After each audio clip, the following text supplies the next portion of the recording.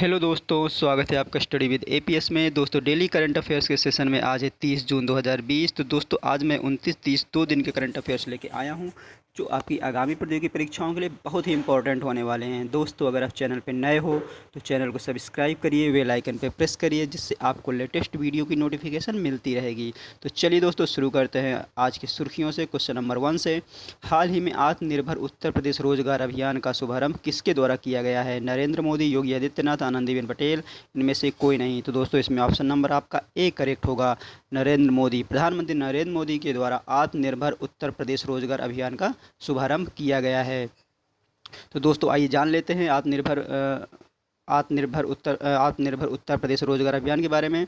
दोस्तों, यहाँ पे देखिए, यहाँ पे नरेंद्र मोदी इसका शुभारंभ करते हुए, यहाँ पे योगी आदित्यनाथ मुख्यमंत्री उत्तर प्रदेश। तो आत्मनिर्भर उत्तर प्रदेश रोजगार अभियान, प्रधानमंत्री नरेंद्र मोदी ने वीडियो कॉन्फ्रेंस के जरिए आत्मनिर्भर उत्तर प्रदेश रोजगार कार्यक्रम लॉन्च कर दिया। इसके जरिए घरेलू उद्यमशीलता को प्रोत्साहित करना और रोजगार के मौके बनाने के लिए उद्योग संगठनों के साथ भागीदारी सुनिश्चित की जाएगी। वर्चुअल लॉन्च के दौरान पीएम मोदी ने यूपी के 6 जिलों के ग्रामीणों से कॉमन सर्विस सेंटर या कृषि विज्ञान केंद्र के जरिए बातचीत की। तो दोस्तों, ये वर्चुअल लॉन्च किया है पीएम नरेंद्र मोदी जी ने। और यहाँ पे इस मौके पर उत्तर प्रदेश के मुख्यमंत्री योगी आदित्यनाथ भी मौजूद रहे। इस अभियान के जरिए उत्तर प्रदेश में 1.25 करोड़ कामगारों का भिन्न परियोजनाओं में नियोजन होगा। तो दोस्तों, जो 1.25 करोड़ रोजगार सृजन किए जाएंगे उत्तर प्रदेश में। जो प्रवासी भारतीय हैं, जो दूसरे महानगरों में रह रहे थे, उनको अपने प्रदेश में ही रोजगार दिया जाएगा। तो दोस्तों, ये है आत्मनिर्भर उत्तर प्रदेश रोजगार अभियान। तो इसमें ऑप्शन नंबर ए यहाँ पे आपका करेक्ट होगा, नरेंद्र मोदी जी के द्वारा। चलिए दोस्तों, आते हैं नेक्स्ट क्वेश्चन पे। हाल ही में आईएमएफ के द्वारा म्यांमार को कितनी राशि की सहायता प्रदान करने की घोषणा की गई है? 456.5 million dollar, 356.5 million dollar, 256.5 million dollar, या फिर इनमें से कोई नहीं। तो दोस्तों, 356 मिलियन डॉलर 356.5 मिलियन डॉलर की सहायता राशि प्रदान की गई है आईएमएफ के द्वारा म्यांमार को। तो दोस्तों, आईएमएफ के द्वारा की गई है, तो आईएमएफ के बारे में जान लेते हैं। आईएमएफ का फुल फॉर्म होता है इंटरनेशनल मॉनेटरी फंड, और इसकी जो इस समय मेन एमडी हैं वो हैं क्रिस्टीना जॉर्जिया, और इसकी जो मुख्य अर्थशास्त्री हैं, चीफ इकोनॉमिस्ट हैं, वो हैं गीता गोपीनाथ, या इसकी चीफ इकोनॉमिस्ट हैं गीता गोपीनाथ। इसकी जान लेते हैं आईएमएफ की स्थापना कब हुई थी। दोस्तों, जो आईएमएफ है, इसकी स्थापना हुई थी 27 अक्टूबर 1945 में इसकी स्थापना की गई थी। और इसका जो हेड क्वार्टर है वो कहाँ पे है दोस्तों? तो इसका हेड क्वार्टर आपका है वाशिंगटन डीसी में। और इसके जो मेंबर कंट्री हैं वो कितनी हैं दोस्तों? तो वो है 189 मेंबर कंट्री हैं। तो इसका फुल फॉर्म क्या होता है दोस्तों? International monetary fund, IMF. कितनी राशि सहायता प्रदान की गई है? 356.5 मिलियन डॉलर की। चलिए दोस्तों, आते हैं नेक्स्ट क्वेश्चन पे।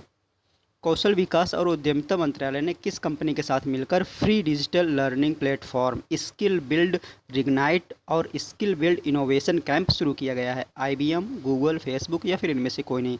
तो दोस्तों, आईबीएम के द्वारा यह प्रोग्राम शुरू किया गया है,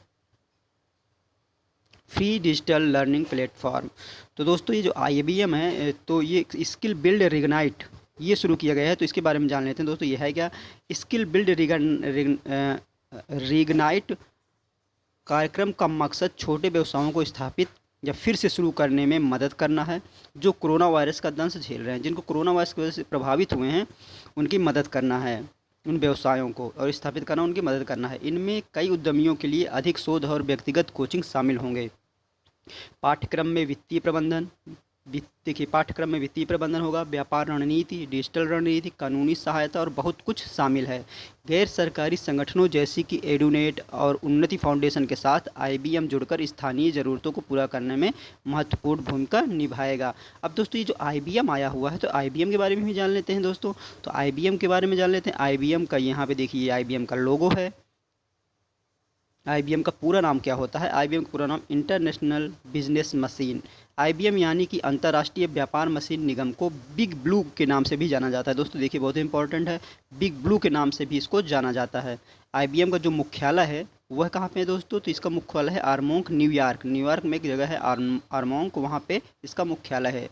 ये न्यूयॉर्क कहाँ पे दोस्तों? यूएसए में, संयुक्त राष्ट्र अमेरिका में। आईबीएम कंपनी में 3,88,000 कर्मचारियों के साथ दुनिया की सबसे बड़ी कंप्यूटर कंपनी के रूप में जाना जाता है इसको। तो इसका काम क्या है दोस्तों? आईबीएम कंप्यूटर हार्डवेयर और सॉफ्टवेयर बनाता है और बेचता है। तो दोस्तों ये था आईबीएम।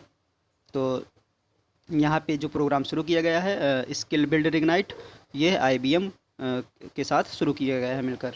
और स्किल बिल्ड इनोवेशन कैंप भी शुरू किया गया है इसमें। चलिए दोस्तों आते हैं नेक्स्ट क्वेश्चन पे। कैंपेगौड़ा की 108 फीट ऊंची मूर्ति की आधारशिला कहाँ पर रखी गई? उत्तर प्रदेश, कर्नाटक, केरल या फिर इनमें से कोई नहीं।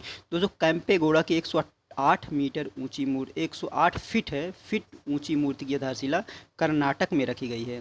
दोस्तों कर्नाटक आया हुआ है तो कर्नाटक के भी बारे में जान लेते हैं। दोस्तों कर्नाटक की जो राजधानी है वो है बेंगलुरु, और यहाँ की जो राज्यपाल हैं वो कौन है दोस्तों? तो यहाँ के राज्यपाल हैं वाजूभाई वाला, और यहाँ के मुख्यमंत्री हैं वीएस येदियुरप्पा जो कि भाजपा के हैं। और यहाँ की जो राजभाषा है वो है कन्नड़, कन्नड़ यहाँ की राजभाषा है।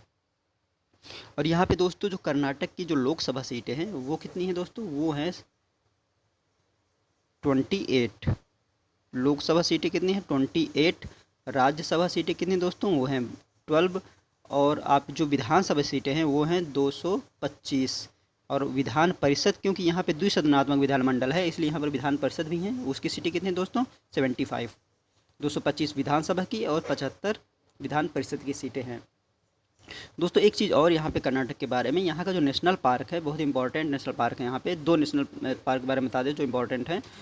यहाँ पे है एक, पहला है Bandipur tiger reserve national park, एक ये हो गया आपका टाइगर रिजर्व नेशनल पार्क, एक है नागरहोल नेशनल पार्क। चलिए दोस्तों इसका ऑप्शन नंबर बी करेक्ट होगा। चलिए आते हैं नेक्स्ट क्वेश्चन पे। किस राज्य सरकार ने सीआईएसएफ के तर्ज पर एक विशेष सुरक्षा बल के गठन का फैसला लिया है? उत्तर प्रदेश, मध्य प्रदेश, बिहार या फिर इनमें से कोई नहीं। तो दोस्तों इसमें ऑप्शन नंबर ए करेक्ट होगा, उत्तर प्रदेश ने यह फैसला लिया है। दोस्तों सीआईएसएफ मतलब जो केंद्रीय औद्योगिक पुलिस बल होता है, उसी के तर्ज पर जो औद्योगिक क्षेत्र है उनकी सुरक्षा के लिए यह सुरक्षा बल का गठन किया जाएगा उत्तर प्रदेश गवर्नमेंट के द्वारा। तो दोस्तों इसका नाम होगा UPSSF, Uttar Pradesh special security force. इसका नाम है UPSSF, Uttar Pradesh special security force का गठन किया जाएगा। दोस्तों ये काम क्या करेगा? ये जैसे मेट्रो हो गया, एयरपोर्ट हो गया, बैंक हो गया और डिस्ट्रिक्ट कोर्ट हो गए, इन सब की सुरक्षा यूपीएसएसएफ के अंडर में दे दी जाएगी। दोस्तों इसका जो हेड क्वार्टर होगा वो हेड क्वार्टर लखनऊ में स्थापित होगा। तो यहाँ पे ऑप्शन नंबर ए करेक्ट होगा, उत्तर प्रदेश गवर्नमेंट ने यह निर्णय लिया है। चलिए दोस्तों आते हैं नेक्स्ट क्वेश्चन पे। एमएसएमई दिवस किस दिन मनाया जाता है? 14 जून, 21 जून, 27 जून या फिर इनमें से कोई नहीं। तो दोस्तों इसमें ऑप्शन नंबर आपका सी करेक्ट होगा, 27 जून को एमएसएमई दिवस मनाया जाता है। तो दोस्तों एमएसई दिवस क्या है? एमएसएमई का फुल फॉर्म होता है micro small and medium enterprises. दोस्तों एक चीज़ बताते चले हम आपको कि ये जो है इसका जो फर्स्ट इसको पहली बार जब मनाया गया था वो मनाया गया था 27 जून 2017 को इसको पहली बार मनाया गया था। इसको मनाया किसके द्वारा जाता है दोस्तों? यूएन के द्वारा, यूनाइटेड नेशन के द्वारा इसको संयुक्त राष्ट्र के द्वारा इसको मनाया जाता है। तो यह दोस्तों 2017 में पहली बार मनाया गया था, तो ये चौथी बार इसको मनाया गया है 2020 में। तो इसमें ऑप्शन नंबर सी करेक्ट होगा, 27 जून को। तो दोस्तों इसकी जो थीम है इस बार की वो है big money for small business financing the SDGs, इसकी थीम है। तो इसमें दोस्तों ऑप्शन नंबर सी करेक्ट होगा। चलिए दोस्तों आते हैं नेक्स्ट क्वेश्चन पे। दोस्तों इसकी थीम्स याद रखिएगा, फिर से मैं बता दे रहा हूँ, big money for small business finance by the SDGs. चलिए दोस्तों आते हैं नेक्स्ट क्वेश्चन पे। किस राज्य सरकार के द्वारा आदर्श पुलिस स्टेशन योजना शुरू की गई है? राजस्थान, गुजरात, छत्तीसगढ़ या फिर इनमें से कोई नहीं। तो दोस्तों इसमें ऑप्शन नंबर सी करेक्ट होगा, छत्तीसगढ़ गवर्नमेंट के द्वारा आदर्श पुलिस स्टेशन योजना की शुरुआत की गई है। चलिए दोस्तों आते हैं नेक्स्ट क्वेश्चन पे। युवा पे डिजिटल वॉलेट मोबाइल एप्लीकेशन किस बैंक ने लॉन्च किया है? युवा पे डिजिटल वॉलेट मोबाइल एप्लीकेशन किस बैंक ने लॉन्च किया है? ऑप्शन है SBI, ICICI, एस बैंक या फिर इनमें से कोई नहीं। तो दोस्तों इसमें ऑप्शन नंबर सी करेक्ट होगा। एस बैंक के द्वारा यह वॉलेट मोबाइल एप्लीकेशन लॉन्च किया गया है। तो दोस्तों ये एस बैंक के द्वारा इसको लॉन्च किया गया है, इसके बारे में जान लेते हैं। दोस्तों ये एस बैंक कोरोना वायरस की महामारी की वजह से देश में डिजिटल भुगतान का चलन तेज़ी से बढ़ रहा है। लोग घर से बाहर निकलने और संपर्क में आने से बच रहे हैं। इस दिशा में यस बैंक ने UDMA टेक्नोलॉजी के से साथ मिलकर स्मार्टफोन और फीचर फ़ोन यूजर्स के लिए डिजिटल वॉलेट ऐप युवा पे लॉन्च किया है। तो ये किसके लिए है? स्मार्टफोन और फीचर फ़ोन यूजर्स के लिए डिजिटल वॉलेट ऐप युवा पे लॉन्च किया गया है। बैंक ने बयान में बताया है कि यह इनोवेशन न्यूनतम KYC नियमों के तहत जारी डिजिटल वॉलेट है। इसमें Bharat bill pay unified payment interface, जिसे UPI कहते हैं, के माध्यम से बिल भुगतान किया जा सकता है। तो इसमें किसने लॉन्च किया है दोस्तों? इसको एस बैंक ने। तो ऑप्शन नंबर सी यहाँ पे करेक्ट होगा। चलिए दोस्तों आते हैं नेक्स्ट क्वेश्चन पे। द वर्ल्ड ड्रग रिपोर्ट 2020 को किसके द्वारा जारी किया गया है? OECD, यूनाइटेड नेशंस, OPEC, इनमें से कोई नहीं। तो दोस्तों जो द वर्ल्ड ड्रग रिपोर्ट 2020 है, इसको लॉन्च किया गया है यूनाइटेड नेशंस UN के द्वारा। इसको लॉन्च किया गया है, संयुक्त राष्ट्र के द्वारा इसको लॉन्च किया गया है। तो इसमें ऑप्शन नंबर बी करेक्ट होगा। आते हैं नेक्स्ट क्वेश्चन पे। हाल ही में पुंजा और देविका पुलों का उद्घाटन किस राज्य में किया गया है? उत्तराखंड, हिमाचल प्रदेश, जम्मू कश्मीर या फिर इनमें से कोई नहीं। तो इसमें दोस्तों ऑप्शन नंबर सी करेक्ट होगा, जम्मू कश्मीर। जम्मू कश्मीर में इसको पुंजा या पुनेजा पुल बोलते हैं, और ये देवका पुल, इसका उद्घाटन जम्मू कश्मीर में किया गया है। तो दोस्तों ये है कहाँ? तो ये जो पुंजा या पुनेजा पुल है, ये कहाँ पे है दोस्तों? ये डोडा डिस्ट्रिक्ट है, डोडा डिस्ट्रिक्ट, ये डोडा डिस्ट्रिक्ट में है पुंजा। और जो देविका पुल है यह उधमपुर डिस्ट्रिक्ट में है। तो दोस्तों इसमें ऑप्शन नंबर सी करेक्ट होगा, जम्मू कश्मीर में इन पुलों का उद्घाटन किया गया है। चलिए दोस्तों आते हैं नेक्स्ट क्वेश्चन पे। किस राज्य सरकार के द्वारा कुपोषित और मातृ मृत्यु दर से मुकाबला करने के लिए मुख्यमंत्री मातृ पुष्टि उपहार योजना शुरू की गई है? त्रिपुरा, मणिपुर, मिजोरम या फिर इनमें से कोई नहीं। तो दोस्तों ये जो योजना शुरू की गई है, ये त्रिपुरा के द्वारा शुरू की गई है। नाम क्या है? मुख्यमंत्री मातृ पुष्टि उपहार योजना। किसके लिए शुरू की गई है? कुपोषित और मृत्यु दर किसे मुकाबला करने के लिए? मातृ मृत्यु दर से मुकाबला करने के लिए। तो दोस्तों इसमें ऑप्शन नंबर ए करेक्ट होगा, त्रिपुरा। तो दोस्तों त्रिपुरा आया हुआ है, तो त्रिपुरा के बारे में भी जान लेते हैं। दोस्तों यहाँ के जो राज्यपाल हैं त्रिपुरा के, वो हैं रमेश बैस। यहाँ के जो मुख्यमंत्री हैं वो हैं विप्लव कुमार देव। और यहाँ पे जो लोकसभा सीटें हैं वो हैं 2, राज्यसभा सीटें हैं 1, और यहाँ पे जो विधानसभा सीट है वो है 60। यहाँ पे ऑप्शन नंबर ए करेक्ट होगा। चलिए आते हैं नेक्स्ट क्वेश्चन पे। हरीथा हरम के छठे चरण की शुरुआत किस राज्य में हुई है? आंध्र प्रदेश, तेलंगाना, कर्नाटक या फिर इनमें से कोई नहीं। तो दोस्तों इसमें ऑप्शन नंबर बी करेक्ट होगा, तेलंगाना गवर्नमेंट ने हरीथा हरम की शुरुआत की है। दोस्तों ये नाम अजीब लग रहा है, इसका मतलब देखिए आपको बता देते हैं। दोस्तों हरीथा हरम एक वृक्षारोपण कार्यक्रम है। इसमें क्या वृक्षों की संख्या बढ़ाने के लिए यह वृक्षारोपण कार्यक्रम शुरू किया गया है। तो दोस्तों अब जो शुरू किया गया है, तो ये जो छठवां चरण है इसका, इसमें क्या निर्णय लिया गया है कि 30 करोड़ पौधों को लगाने का लक्ष्य रखा गया है यहाँ पे। तो ये दोस्तों कहाँ पे मनाया जा रहा है? तेलंगाना में। तो ऑप्शन नंबर यहाँ पे बी करेक्ट होगा। तो तेलंगाना के बारे में भी दोस्तों जान लेते हैं। तेलंगाना के राज्यपाल हैं तमिलिसाई सौंदरराजन। यहाँ के जो मुख्यमंत्री हैं वो के चंद्रशेखर राव हैं। यहाँ पे लोकसभा सीटें 17 हैं, राज्यसभा सीटें 7 हैं, विधानसभा सीटें 119 हैं और विधान परिषद 43 सीटें हैं। चलिए दोस्तों आते हैं नेक्स्ट क्वेश्चन पे। यहाँ पे ऑप्शन नंबर बी करेक्ट होगा। आते हैं नेक्स्ट क्वेश्चन पे। किस राज्य में सबसे बड़े प्लाज्मा थेरेपी सुविधा केंद्र का उद्घाटन किया गया है?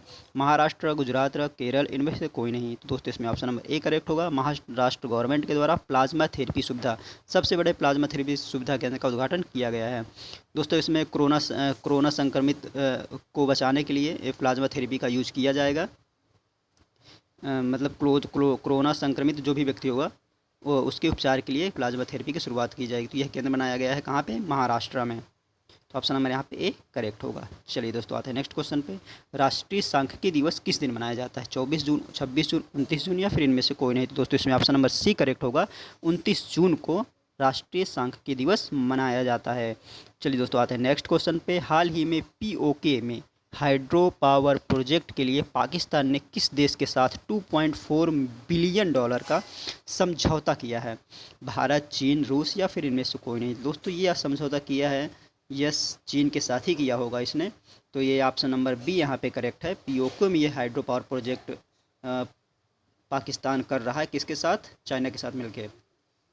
तो दोस्तों इसमें होगा क्या, 1124 megawatt, 1124 megawatt hydro electric power project का यह प्रोग्राम है इनका, 1124 मेगावाट का। दोस्तों ये हाइड्रो पावर प्रोजेक्ट है, तो मतलब ये किसी नदी में ही होगा। तो दोस्तों ये झेलम, वहाँ जो कश्मीर में जो झेलम नदी है उसके ऊपर ये प्रोजेक्ट शुरू किया जाएगा। दोस्तों इस प्रोजेक्ट को जो शुरू किया जा रहा है वो CPEC के तहत इसको कह रहे हैं शुरू किया जा रहा है। CPEC मतलब चाइना पाकिस्तान इकोनॉमिक कॉरिडोर के तहत इस प्रोजेक्ट को शुरू किया जा रहा है। दोस्तों आपको हम बताते चलेंगे जो CPEC है, CPEC जिसे बोला जाता है, चाइना पाकिस्तान इकोनॉमिक कॉरिडोर, ये लगभग 3000 किलोमीटर लंबा कॉरिडोर है। दोस्तों इसका मेन उद्देश्य क्या है कि ये पाकिस्तान को चाइना से जोड़ता है, किसके माध्यम से, रेल, सड़क के माध्यम से, पाइपलाइन और ऑप्टिकल केबल नेटवर्क के जरिए पाकिस्तान को चाइना से जोड़ेगा। तो यहाँ पे ऑप्शन नंबर बी करेक्ट होगा। तो दोस्तों ये थे आज के इंपॉर्टेंट करंट अफेयर्स जो आपकी आगामी प्रतियोगी परीक्षाओं के लिए बहुत ही इंपॉर्टेंट हो गए। दोस्तों ये सेशन आपको कैसा लगा, अगर पसंद आया हो तो प्लीज़ लाइक करिएगा और ज़्यादा से ज़्यादा लोगों को शेयर करिएगा। चलिए दोस्तों मिलते हैं आपसे नेक्स्ट वीडियो में, तब तक के लिए थैंक यू।